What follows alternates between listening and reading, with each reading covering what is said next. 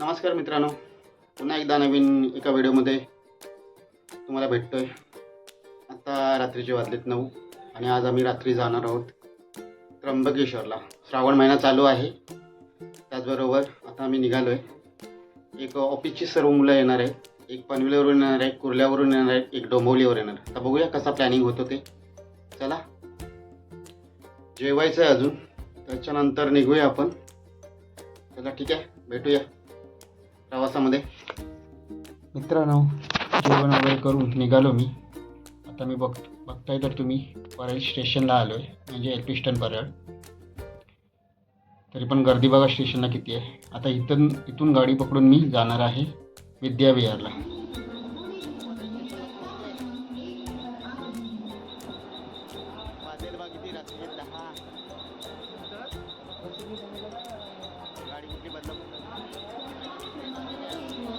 बघू शकता माझ्या पाठी गाडी आली, पण या गाडीने जायला भेटेल की मला आयडिया नाही. मला गाडी गर्दी भरपूर आहे. 10:30 वाजले. त्या गाडीने चाललो जाईन लवकर.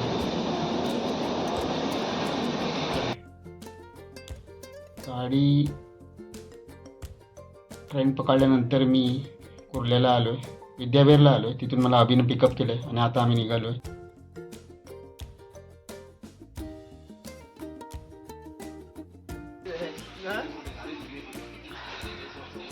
तरी पण काय रे, अरे कसली गाडी मारतोय माहिती आहे? 60 काय ना वाटत रे, 60% चालूच आहे. मित्रांनो, निघाल्यापासून 1-1.5 तास झाला. 2 तास झाले आणि आता आपण पोचलोय कसारामध्ये. आपल्याला जॉईन झालेत. आता माझ्याबरोबर होता अभि, होता माझ्याबरोबर, आणि तो झाला आहे कल्याणला जॉईन झाला आहे. कुणाल, त्याच्याबरोबर मयूर आहे. त्या प्या थांबल्यानंतर आपल्याला घाट चढायचं आहे पूर्ण. कुणाल, अरे माझं रेनकोटमधून पाणी घुसतं आतमध्ये. कुठून जातं, कुठून जातं, वाराने जातं रे. चुकीवर करतो, जातोच पाणी. रेनकोट बाईकवर उलटा घालून जातात. चला चहा घेऊया आणि घाट चढायचं आहे फुल एकदम मस्त. हे कोण रेडबुल पुन्हा आता रेडबुल आहे.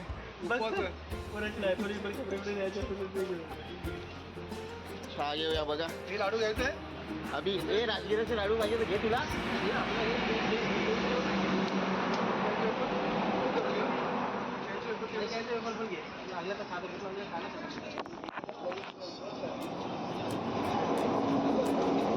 दोघांनी काय माये केलं तुम्ही, वाटायच्या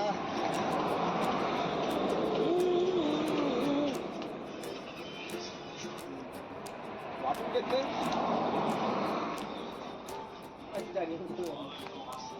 समोर ठेवली देऊन चालली.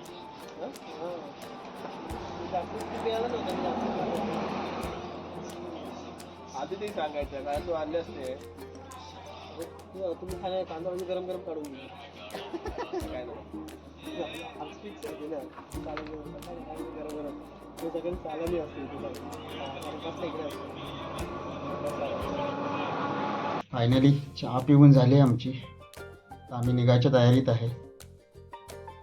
बाजूचं वातावरण बघा. रात्रीचे काहीतरी 2 वाजायला आले आणि आम्हाला कमसे कम 3:30-4 पर्यंत पोचायचे तिथे. आम्ही थांबलो आहे ते हॉटेल कसारा गेटच्या बरोबर समोर अपोजिटला थांबलो आहे. आणि आपण जाणार आहोत, आता सुरुवात करणार आहोत घाट चढायला. घाटामध्ये आम्ही स्लोच जाणार आहोत, एवढं फास्ट जाणार नाही. घाट चढायला सुरुवात ऑलमोस्ट केलेली आहे आम्ही. गाडी स्लो असल्यामुळे पाऊस पण आहे थोडा थोडा. रस्त्यावर पूर्ण धूळ उडते, चिखल उडते पूर्ण, त्यामुळे गाडी स्लो जातोय आम्ही.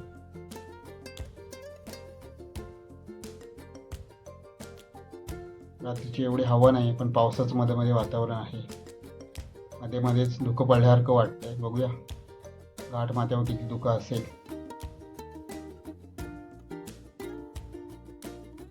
पुढचं वातावरण तसंच वाटतंय, सेम धुक्यासारखं. हे बघा समोर कॅमेऱ्यासमोर पूर्ण धुकं येते. गाडी स्लो चालवतोय आम्ही. पूर्ण धुकं, काहीच दिसत नाहीये. कुणाला बोललो गाडी स्लो चालव. अभि पुढे आमच्या समोर दिसतो इथं.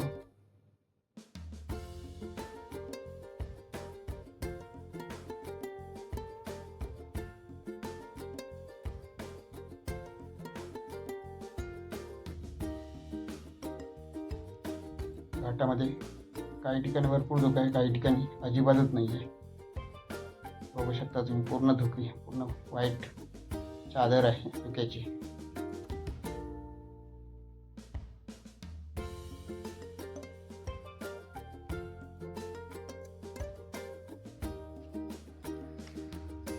मित्रांनो, सकाळचे 3:30 वाजलेत.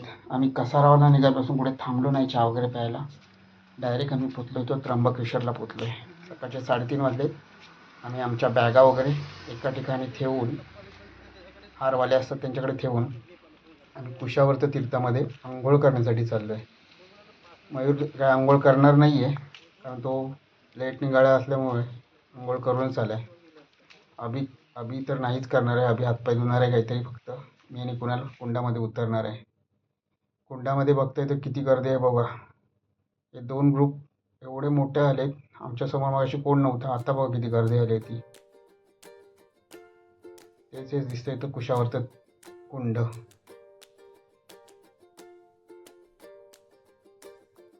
याच्यामध्ये आंघोळ करून आम्ही नंतर जाणार आहोत मंदिरामध्ये दर्शन करण्यासाठी.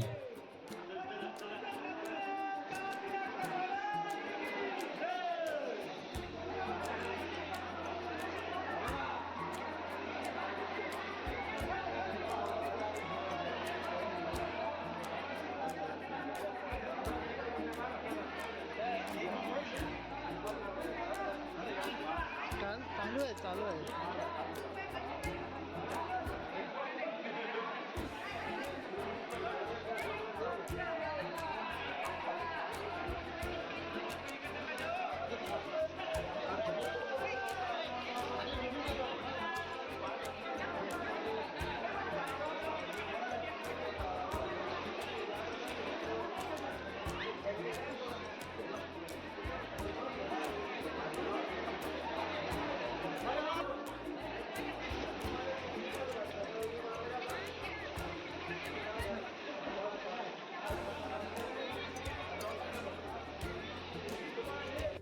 आणि सकाळचे 4 वाजले. कुशावर्त तीर्थामध्ये आंघोळ झाली. नाही बस होती. पण ही आपल्याला घोटी घाटापासून कंटिन्यू होती. ती बस होती. ती बस तर आम्हाला कुठे आधी पण भेटलेली आहे हायवेला. तर आपल्या झाला कुशावर्त तीर्थामध्ये आंघोळ केल्यानंतर आम्ही पुन्हा कपडे चेंज करून मंदिराकडे दर्शनासाठी निघालो. तर दर्शनासाठी बघतोय तर भली मोठी लाईन लागलेली. कम से कम अर्धा पाऊण तास, 1.5-2 तास लागले असते. परंतु थोड्या वेळानं आम्हाला कळालं की मंदिराचा गेट अजून उघडलेला नाही आहे. तो 5 वाजता उघडेल. आम्ही लाईन लागले तर आता आम्हाला 4:30 वाजलेले. त्यांच्या म्हणण्यानुसार काहीतरी 5 वाजता गेट उघडणार होता मंदिराचा, त्यामुळे फार सर्व गर्दी होती. तेवढ्याच आपल्या वरुण राजाचं आगमन झालेलं. त्याच्यासाठी डोक्यावर म्हणून अभिने घेतल्या खोल डोक्यावर. नंतरच्या पुढच्या व्हिडिओमध्ये दिसेल थोड्या वेळानं. आणि डोक्यावर कागद घेतला होता. ऑलमोस्ट आम्ही आता लाईन चालू झाल्यापासून भरपूर फास्टमध्ये आलो. मला वाटतं पुढे जास्त गर्दी नाही आहे, त्यामुळे एवढी लाईन फास्ट वगैरे जाते. बघा, लाईन थांबत नाही, हळूहळू पुढे सरकते. कारण आतमध्ये मोठा पॅसेज आहे, एवढी सर्व माणसं राहू शकतात. पण त्यांनी भारत थांबवलेलं कारण मंदिराचा गेट उघडला नव्हता. माझ्या बाजूला बघता येते आजी बघा, देवासाठी अर्पण करण्यासाठी फुलं वगैरे घेऊन बसलेले आहेत. रात्रीचे 4 वाजले तरी बसलेत, कारण श्रावणासमोरचा हा पहिला शनिवार होता. दुसरा शनिवार होता काहीतरी.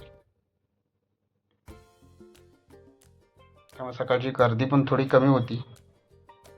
त्यांना आम्ही विचारलं की इतर टायमाला गर्दी असेल का, तर बोलते हां, दिवसा आला असत तर तुम्हाला कमसे कम 3 ते 4 तास लागले असते.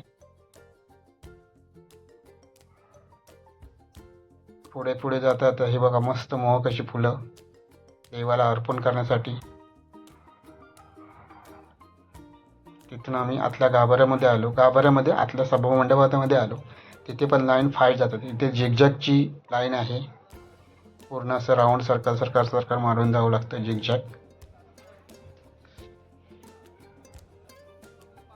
गर्दी तर फुल दिसते आतमध्ये, पण नाही तेवढी तर वाटत नाही. लांबून वाटते भरपूर आहे, पण एवढी नाही आहे. तरी समजेलच देवाच्या चरणी आलो आहे तर किती मिनटात आपण त्याच्या चरणाजवळ पोचतो आहे. त्याचं दर्शन घेतो आहे आपण. माझ्यासाठी तर हा एक नवीनच अनुभव होता, कारण मी अशा ठिकाणी कधी आलोच नव्हतो. एकतर शिर्डीला गेलो आहे, बाकी गाणगापूरला गेलो आहे, पण शंकराच्या देवस्थानच्या इथं फर्स्ट टाईम आलेलो, आणि ते पण श्रावणातून आलेलो. आणि ही सर्व कृपा बोलायची असेल ती भोलेनाथाची, आणि हे माझे दिसत आहेत त्याच्या मित्रांची, कारण यांच्यामुळेच मी इथपर्यंत येऊ शकलो. हे बघा, मगाशी बोलल्याप्रमाणे अभिच्या हातात बघा कागद आहे. मयूर तर आपली स्वतःची बॅगच घेऊन आला आहे. तो बोलतो बॅग इथे काढायची गरज लागत नाही, कारण त्याला अनुभव आहे. 2-3 वेळा तो मंदिरामध्ये आलेला या. हे बघा, अभि बघा काय करत आहे.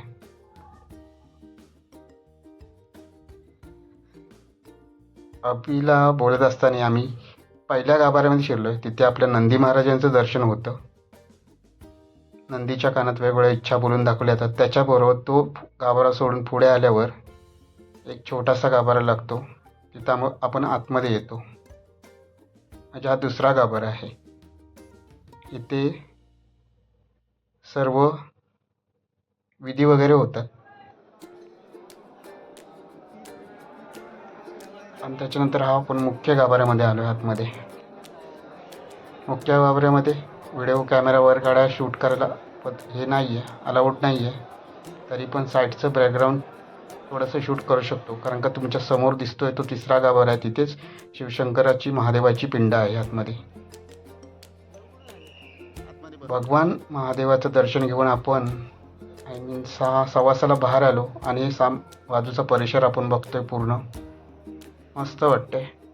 कुणाल आणि मयूर आतमध्ये थोडा वेळ थांबलेत. ते बोलतात आपण 2 मिनटं बसतो. आम्ही दर्शन घेतलं आणि तसंच बाहेर आलो. बाहेर मस्त असा परिसर दिसतोय. सकाळचे 6:15 वाजलेत, आणि हात तुम्हाला दिसतोय हा बघा. याला तर ब्रह्मगिरी डोंगर बोलतात. धुकं असल्यामुळे तुम्हाला खास एवढं काय दिसत नाही आहे. मी शूट करण्याचा प्रयत्न करत होतो मगाचपासून, पण काही दिसत नाही आहे. बरोबर मंदिराच्या बॅक साईडला हा डोंगर आहे. भला मोठा डोंगर आहे, पण धुकं असल्यामुळे तो दिसत नाही आहे.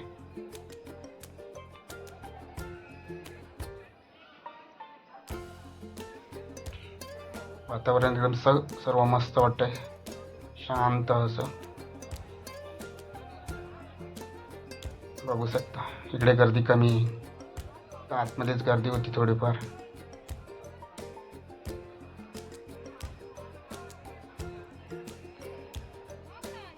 बघा असं लांबून असं मस्त. सकाळचे 6 वाजले. आमचं दर्शन वगैरे व्यवस्थित झालंय. आम्ही 4:30ला लाईन लावली होती. अंघोळ वगैरे करून दर्शन झालंय आणि मंदिराच्या बाहेर आलो. मंदिराच्या गाभाऱ्यामध्ये फोटोशूटला वगैरे एवढं शूट करून देत नाही, त्यामुळे आतमध्ये काही शूट करू शकलो नाही. माझ्या पाठी दिसतंय ते हेच ते मंदिर आहे, आणि मुख्य तो गाभारा. चला, हा व्हिडिओ इथंच संपवतो. भेटूया पुन्हा एका नवीन व्हिडिओमध्ये. Good morning, good bye, good day. हर हर महादेव.